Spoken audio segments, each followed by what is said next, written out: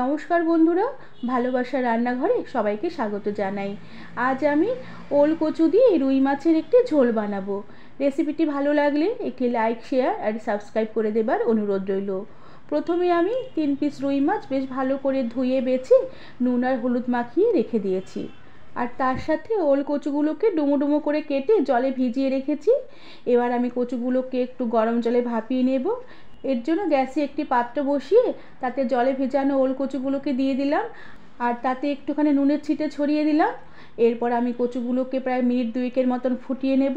আর minute 2 মতন এভাবে কচু ফুটিয়ে নেবার পরে আমি গ্যাসের আঁচ বন্ধ করে দেব আর ঢাকা দিয়ে রেখে এভাবে আরও কিছুক্ষণ রেখে দেব।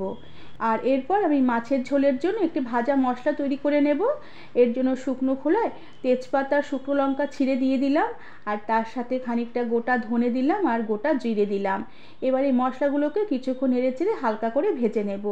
হালকা করে মশলাগুলো ভেজে নিয়ে কড়া থেকে নামিয়ে রাখবো আর ঠান্ডা হয়ে আসলে শিলপাটায় গুঁড়ো করে রেখে দেব। এরপর মাছ ভেজে নেবার জন্য কড়া বেশ ভালো করে গরম করে নিতে হবে। আর কড়া গরম হয়ে আসলে কড়াতে পরিমাণ মতন সাদা তেল দিয়ে দিলাম।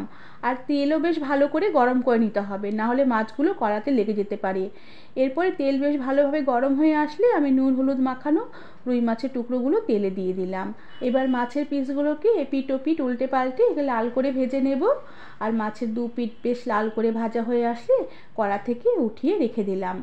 এভাবে মাছের পিসগুলো ভেজে নেবার পরে আমি এই মাছ ভাজার অতটা তেল আমার লাগবে না, খানিকটা তেল কড়া থেকে কমিয়ে রাখলাম। এরপর এই মাছ ভাজার তেলেই আমি সামান্য একটু জিরে ফোড়ন দিলাম। আর জিরে ফোড়ন হয়ে আসলে আমি যে ওল কচু জলে ভাপিয়ে রেখেছিলাম সে জল ঝরানো ওল কচু তেলে দিয়ে দিলাম। এবার কচুর টুকরোগুলোকে কিছুক্ষণ নেড়ে চেড়ে একটু উল্টে পাল্টে ভেজে নেব। কচুর টুকরোগুলোকে কিছুক্ষণ নেড়ে চেড়ে ভেজে নেবার পরে আমি আদা, কাঁচা লঙ্কা, টমেটো বেটে রেখেছিলাম সেই বাটা মশলাটাকে দিয়ে দিলাম। আর তার সাথে পরিমাণ মতো নুন দিয়ে দিলাম আর পরিমাণ মতন হলুদ গুঁড়ো দিয়ে দিলাম। সাথে সামান্য একটু কাশ্মীরি লঙ্কার গুঁড়ো দিলাম। এবার এই মশলাগুলোকে কিছুক্ষণ নেড়ে চেড়ে একটু ভাজা ভাজা করে নেব।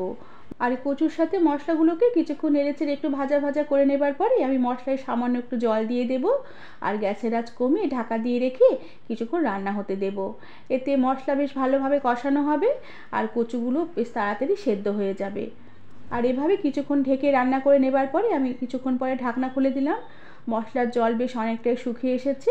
এবার আমি মশলাগুলোকে কিছুক্ষণ নেড়ে চেড়ে নেব। কচু বেশ অনেকটাই সেদ্ধ হয়ে এসেছে। এবার আমি মশলাটাকে বেশ ভালো করে নেড়ে চেড়ে কষিয়ে নেব যতক্ষণ না মশলা থেকে তেল সেপারেট হয়ে আসে। এরপর আমি কড়াতে যে প্রথমে ভাজা মশলা তৈরি করে রেখেছিলাম সেই ভাজা মশলার গুঁড়ো খানিকটা ছড়িয়ে দিলাম। এবার আবারও কিছুক্ষণ নেড়ে চেড়ে মশলার সাথে ভাজা মশলা বেশ ভালো করে কষিয়ে নেব। এভাবে কিছুক্ষণ কষিয়ে নেবার পরে মশলা থেকে খুব সুন্দরভাবে তেল সেপারেট হয়ে এসেছে।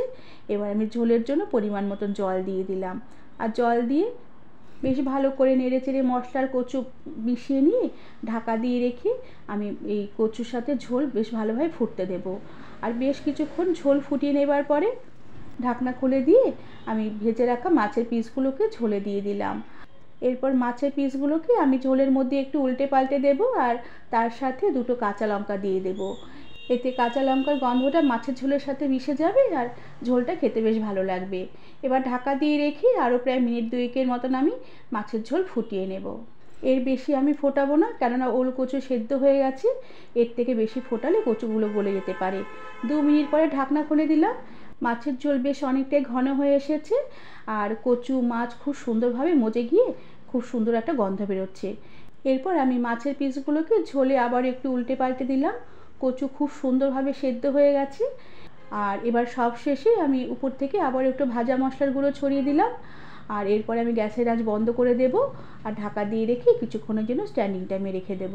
বন্ধুরা, আমার এই আজকের ভাজা মশলা দিয়ে ওল কচুর সাথে মাছের ঝোলের রেসিপিটি তোমাদের কেমন লাগলো আমাকে তোমরা কমেন্ট করে জানাবে।